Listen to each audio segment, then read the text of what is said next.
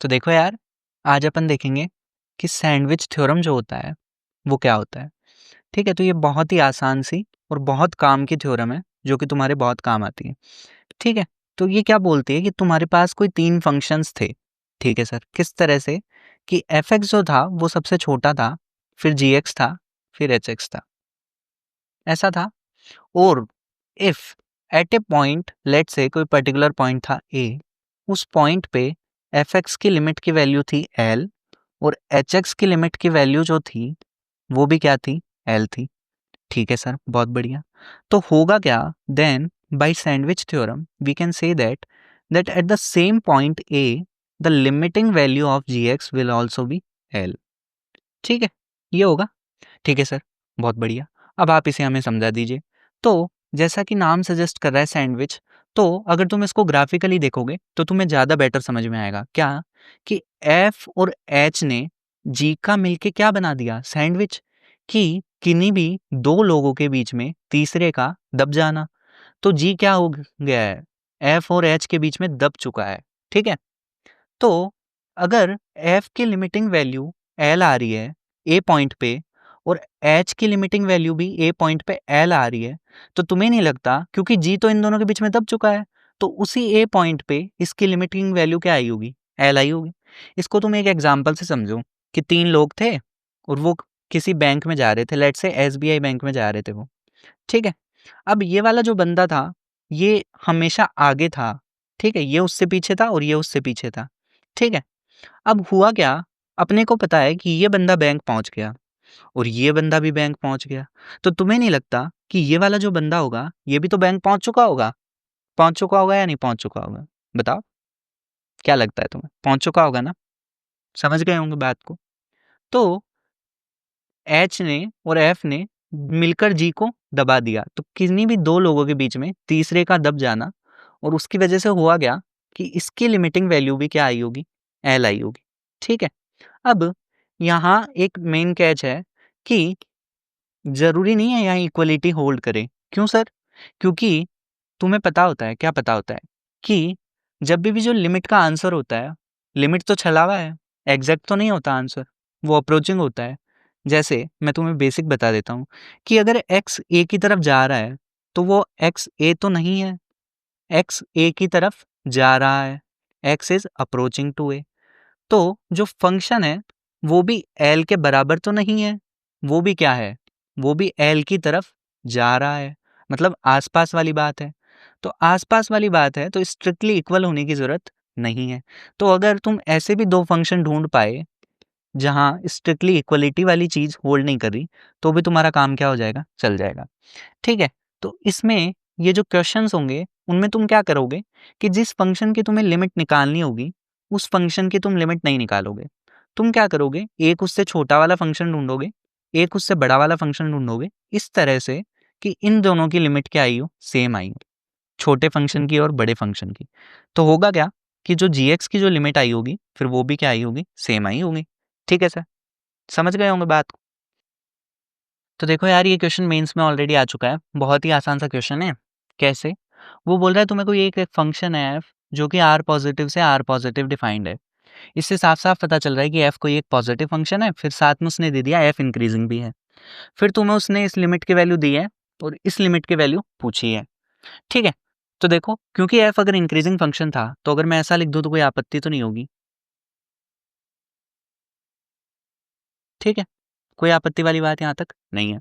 ठीक है सर, फिर अगर मैं एफ एक्स से डिवाइड भी कर दूं तो भी कोई दिक्कत वाली बात नहीं होगी। क्यों सर? इनइक्वालिटी। तो अरे, तो इनइक्वालिटी का साइन चेंज नहीं होगा ना? क्यों नहीं होगा? क्योंकि एफ तो पॉजिटिव फंक्शन है। अब उसने, अभी अगर यहाँ तक पहुंच गए तो खत्म हो गया क्वेश्चन। कैसे? उसने इस एक्सप्रेशन की लिमिट की वैल्यू पूछी है, इसकी ऑलरेडी दे रखी है कि 1 है, और साफ साफ दिख रहा है कैंसिल होके इसकी भी कितनी है, 1 है इन्फिनिटी पे। तो तुम्हें नहीं लगता बाय सैंडविच थ्योरम इस एक्सप्रेशन की लिमिट की वैल्यू भी क्या आई होगी, 1 आई होगी? खत्म हो गया क्वेश्चन। तो सैंडविच थ्योरम में अपन कर क्या रहे होंगे, बेसिकली जिस फंक्शन की लिमिट की वैल्यू वो अपने से पूछेगा अपन उसकी नहीं निकालेंगे। अपन एक फंक्शन ऐसा ढूंढ लाएंगे जो उससे बड़ा हो और एक फंक्शन ऐसा ढूंढ लाएंगे जो उससे छोटा हो, जिसकी लिमिट अपन निकाल पा रहे हो। इसकी लिमिट अपन ने निकाली, इसकी लिमिट अपन ने निकाली, और अगर इन दोनों की लिमिट बाई चांस बराबर आ गई तो तुम्हें नहीं लगता इस एक्सप्रेशन की लिमिट की वैल्यू भी तो वही आई होगी? अब जो बात मैं करने जा रहा हूँ वो तुम्हें अच्छी तो नहीं लगेगी, बट अगले क्वेश्चन में काम बहुत आएगी। तुम्हें लगेगा ये क्या बकवास कर रहे हो सर।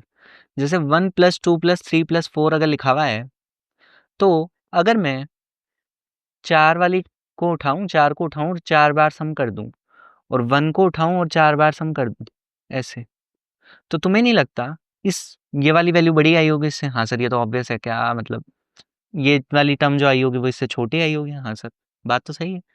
पर सर ये बकवास सी बात आप क्यों बता रहे हो? ताकि तुम अगले क्वेश्चन को सोच पाओ। ठीक है, तो देखते हैं अगला वाला क्वेश्चन क्या है कि limit n tending to infinity पे तुम्हें वैल्यू निकालनी है इस एक्सप्रेशन की, n/n² + 1 प्लस n/n² + 2 प्लस यूं चलता जा रहा है ये n/n² + n। ठीक है सर, ये तो बड़ा गंदा सा लग रहा है यार देखने में। हाँ, लग तो रहा है। अब देखो, अब जब तुम इसको सॉल्व करोगे तो तुम एक काम करो। अब यार ऑब्वियसली मैं इस फंक्शन की लिमिट नहीं निकालूंगा, मैं ट्राई करूंगा कि एक इससे बड़ा फंक्शन ढूंढ लाऊं, एक इससे छोटा फंक्शन ढूंढ लाऊं। तो ये जो बात मैंने ऊपर बताई तुम्हें वो इधर काम आएगी। कैसे? कि अब तुम मुझे बताओ इस एक्सप्रेशन में सबसे छोटी वाली टर्म कौन सी है? सबसे छोटी वाली टर्म सर वो होगी जिसका डिनोमिनेटर सबसे बड़ा होगा। हाँ, बात तो सही है। तो डिनोमिनेटर सबसे बड़ा किसका है? इसका। तो ये वाली जो टर्म है वो क्या है? सबसे छोटी है। और ये वाली जो टर्म है जिसका डिनोमिनेटर क्या है? सबसे छोटा, वो वाली टर्म क्या है? सबसे बड़ी है। तो अगर मैं सबसे छोटी वाली जो टर्म है उसको n बार लिख दूं, ये वाला जो फंक्शन था, लेट से मैंने इसको मान लिया f है ये, जिसकी लिमिट मेरे से पूछ रहा है वो, ठीक है। फिर मैंने जो सबसे छोटी वाली टर्म थी उसको n बार लिख दिया इधर, n/n² + n प्लस ऐसे ऐसे करके कितनी बार लिखा है इसको? n बार। तो ये n² हो जाएगा ना ऊपर। समझ पाए? सोच पा रहे होंगे तुम। फिर जो सबसे बड़ी वाली टर्म थी उसकी, उसको भी मैंने n बार लिख दिया क्योंकि इस एक्सप्रेशन में n टर्म्स थी ना। ठीक है, तो ये हो जाएगा तुम्हारा n² + n² + 1। होगा नहीं होगा? सोच लिए, सोच पा रहे हैं? सोच लिया होगा। अब लिमिट लगा दो। लिमिट किस पे पहुंच रहा है? n टेंडिंग टू इन्फिनिटी पे पूछ रहा है वो। तो limit n tending to infinity. तो देख लो अब इस एक्सप्रेशन की लिमिट क्या नहीं निकाल पाओगे तुम। इन्फिनिटी को अप्रोच कर रहा है, इक्वल बाय इक्वल है, तो ये तो कोफिशिएंट आंसर आ जाएगा। इस एक्सप्रेशन की लिमिट की वैल्यू 1 है, और इसकी भी देख लो इक्वल बाय इक्वल है, तो इसकी भी 1 है n टेंडिंग टू इन्फिनिटी पे, तो इसकी भी कितनी रही होगी? 1 रही होगी। आ गया आंसर। अब समझ पा रहे होंगे तुम, मैंने पहले ये क्यों बताया था तुम्हें, ताकि तुम इस क्वेश्चन को सोच पाओ, बिठा पाओ अपने दिमाग में। ठीक है, और वेरिएशंस देख लेते हैं सैंडविच थ्योरम के। ठीक है, तो अगर क्वेश्चन में इनइक्वालिटी बन रही है तो तुम्हारे दिमाग में आना चाहिए कि हो सकता है इसमें सैंडविच थ्योरम लग जाए। ठीक है सर। या फिर तुम्हें 3 फंक्शन मिल जाए जो कि इंक्रीजिंग ऑर्डर में हो, तो भी तुम्हारे दिमाग में आ सकता है सैंडविच थ्योरम बनना चाहिए। ठीक है सर। अब सर आपको इस क्वेश्चन में इनइक्वालिटी कहाँ से दिख रही है? तो फंक्शन नहीं पढ़ा क्या? जब तुमने फंक्शन पढ़ा होगा तो तुम्हें पता है कि ग्रेटेस्ट इंटीजर ऑफ एक्स का मतलब होता है कि वो हमेशा एक्स से छोटा या बराबर और x-1 से बड़ा होता है। ये सबको पता होता है। हाँ सर। और नहीं पता है तो जानो कि फंक्शन में ये पढ़ाया जाता है। ठीक है। अब कल को जिस दिन ये x 2x बनेगा तभी भी तो ये बात ट्रू होगी। हाँ सर, बात तो सही है, उस दिन भी ये बात ट्रू होगी। और जब ये 3x बनेगा तभी भी ये बात ट्रू होगी। हाँ सर। और जिस दिन ये nx बनेगा तभी भी ये बात ट्रू होगी। तो इस तरह से चलता जाएगा। ठीक है, यहाँ तक तुम्हें बात समझ में आती है। अब इसने क्या किया है, क्वेश्चन ने इन सबको ऐड किया है, तो तुम भी क्या करोगे? इन सबको ऐड करोगे। और स्टेप बचाने के लिए एक स्टेप और सोचो कि उसने n² से डिवाइड भी किया है, तो तुम n² से क्या करोगे? डिवाइड भी करोगे। और फिर क्या करोगे? लिमिट भी लगाओगे, सारे काम करोगे। ठीक है, जो जो क्वेश्चन ने किया है वैसा वैसा करते जाएंगे। तो ये क्या बन जाएगा तुम्हारा? f बनेगा, नहीं बनेगा? इस फंक्शन को मैंने बोल दिया कि ये जो क्वेश्चन मुझसे पूछ रहा है, जो भी पूछ रहा है, ये f बन जाएगा। तो सारे काम तुम्हें इधर भी करने होंगे। तो देखो, उधर जब अपन करेंगे तब होगा क्या? तो पहले राइट साइड वाला देख लेते हैं, फिर लेफ्ट साइड वाला देख लेंगे। तो राइट साइड वाले में जब तुम देखोगे तो ये f तुम्हारा बन जाएगा less than equal to x + 2x। पहले इन सभी को मैंने ऐड किया, बाद में मैंने क्या किया, इनमें n² से डिवाइड किया क्योंकि उसने भी किया था, और लिमिट लगाई n टेंडिंग टू इन्फिनिटी। ठीक है। अब इसको सॉल्व करने के लिए एक डायरेक्ट मेथड है या ट्रिक है जो कि तुम्हें इसी मतलब चैनल पे मिल जाएगी। बट अगर तुम्हें यहाँ सीखना है इसी वीडियो में तो देखो, दोबारा मैं बता देता हूँ। x को तुम कॉमन ले लोगे, limit n tending to infinity था, साफ साफ दिख रहा है। x को कॉमन ले लेंगे तो क्या बचेगा? 1 + 2 प्लस n तक बचेगा अपॉन n² बचेगा। अब हो सकता है तुम्हें लगे कि सर ट्रिक की ज़रूरत नहीं है, मज़दूरी से भी कर सकते हैं। हाँ, बात तो सही है, कर सकते हो, बिल्कुल कर सकते हो। बट जिनको ट्रिक जाननी है, जिनकी कैलकुलेशन थोड़ी वीक है या जिनको रिजल्ट्स वगैरह याद नहीं है, उनके लिए ट्रिक क्या है कि अगर डिग्री का डिफरेंस 1 है, देखो यहाँ 2 है, यहाँ 1 है और लिमिट अगर इन्फिनिटी की तरफ जा रही है, तो इसका आंसर डायरेक्ट क्या आ जाएगा कि डिफरेंस 1 है अपॉन नीचे वाले की डिग्री, तो नीचे वाले की डिग्री 2 है और जब तुम इन्फिनिटी पुट कर दोगे तो कोई फ़र्क पड़ेगा नहीं, तो ये आ जाएगा हाफ। ठीक है, अब अपन देख लेते हैं कि लेफ्ट साइड में क्या बना होगा। तो लेफ्ट साइड वाला अगर अपन देखेंगे तो देखो इधर लेफ्ट साइड वाला क्या बना होगा, इधर देख लेते हैं। तो लेफ्ट साइड वाला तुम्हारा बना होगा, इधर देखो इन सभी का सम होगा और बाद में n² से डिवाइड होगा। तो सभी का सम जब तुम करोगे और लिमिट भी लगाओगे तो ये बनेगा limit n tending to infinity x + 2x + nx minus n हो जाएगा क्योंकि n टर्म्स है। x का कोफिशिएंट यहाँ 1 से n तक जा रहा है मतलब n टर्म्स है, डिवाइड बाई n²। अब आगे क्या करोगे, केक कटेगा सब में बटेगा, अलग अलग डिवाइड कर दो। तो ये कितना हो जाएगा limit n tending to infinity और ये बन जाएगा तुम्हारा x + 2x + nx upon n²। और कल को जब ये इससे डिवाइड होगा तो ये बन जाएगा माइनस का 1/n, बनेगा नहीं बनेगा? हाँ सर बिल्कुल बन जाएगा। अब जिस दिन n इन्फिनिटी को जाएगा तो ये क्या 0 को नहीं जाएगा? हाँ सर बात तो सही है, तो ये वाला बचेगा और इसी को तुमने क्या किया है वहाँ सॉल्व किया है, तो ये भी कितना है x/2 है। कैसे? x को तुम कॉमन लोगे फिर देखोगे डिग्री का डिफरेंस 1 है तो डायरेक्ट ये आंसर आ जाएगा x/2। तो इधर भी क्या है x/2, तो देख लो इधर चलते हैं अपन अब। x/2 इधर भी है और इधर भी x/2 है। तो तुम्हें ऐसे फंक्शन मिल गए जिनकी लिमिट x/2 आ रही है, एक उससे छोटा है f से, एक f से बड़ा है। तो with the application of sandwich theorem तुम क्या बोल सकते हो कि f की जो लिमिट आई होगी वो भी क्या आई होगी, x/2 आई होगी। ठीक है, तो देखो अपन आगे बढ़ते हैं। अभी ये क्वेश्चन अपन ने किया था, ठीक है।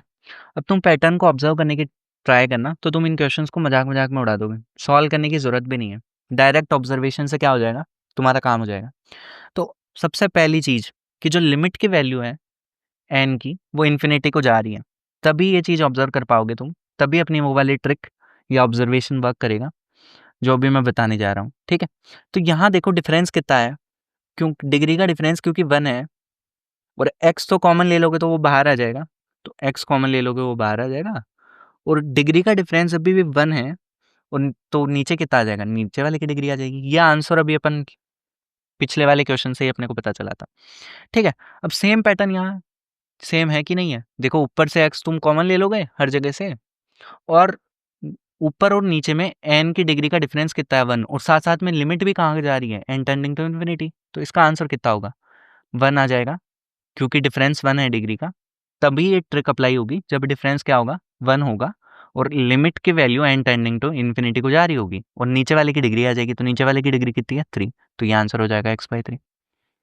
ठीक है, अब इस क्वेश्चन को देखो तो x तुम्हारा क्या आ जाएगा कॉमन आ जाएगा और ऊपर और नीचे की डिग्री का डिफरेंस कितना 1, तो 1 आ जाएगा और नीचे वाले की डिग्री कितनी है 4 है, तो x/4 इसका आंसर हो जाएगा, खत्म काम, होगा नहीं होगा। ठीक है, अब इन क्वेश्चन को तुमने वापस वही इनइक्वालिटी बना के, अगर तुम्हें पूरा मेथड करना है, ऐसे नहीं करना है कि सर ये तो काम चलाऊ सा काम लग रहा है, मुझे तो पूरा ही करना है, तो पूरा तुम वापस वो ग्रेटेस्ट इंटीजर ऑफ x वाली इनइक्वालिटी बनाओ जैसे पिछले वाले में बनाई थी, फिर सॉल्व करो, सिंपल, मजदूरी करो, आंसर आ जाएगा तुम्हारा। ठीक है, अब जो ये वाला क्वेश्चन है इसको देखते ही काफ़ी लोगों को डर लग रहा होगा कि सर ये क्या है, तो देखो कई लोगों को मैं दूर दूर तक के नज़ारे दिखा दूंगा, इसमें काफ़ी दूर दूर तक की चीज़ें देख रहे होंगे वो इस लोग में। तो सबसे पहले एक बेसिक चीज़ तुम्हें पता होनी चाहिए, ग्रेटेस्ट इंटीजर इंटीजर के साथ क्या करता है, कि अगर लिखा हुआ है ग्रेटेस्ट इंटीजर ऑफ 1 + 0.2 मान लो ऐसे लिखा हुआ है, तो ग्रेटेस्ट इंटीजर ऑफ 1 क्या करेगा, इस 1 को बाहर फेंक देगा और अपना गेट बंद कर लेगा। ठीक है, दरवाज़ा बंद कर लेगा, तो क्या आएगा यहाँ से आंसर 1 प्लस और इसका ग्रेटेस्ट इंटीजर 0 होता है तो 1 आएगा। मतलब ग्रेटेस्ट इंटीजर क्या करता है, ग्रेटेस्ट इंटीजर इंटीजर को बाहर फेंक देगा, इंटीजर को बाहर फेंक देता है। ठीक है, ये बेसिक है जो तुम्हें पता होना चाहिए कि ग्रेटेस्ट इंटीजर इंटीजर के साथ क्या करता है, इंटीजर को बाहर फेंक देता है और फ्रैक्शनल पार्ट इंटीजर को क्या करता है, खा जाता है। फ्रैक्शनल पार्ट इंटीजर को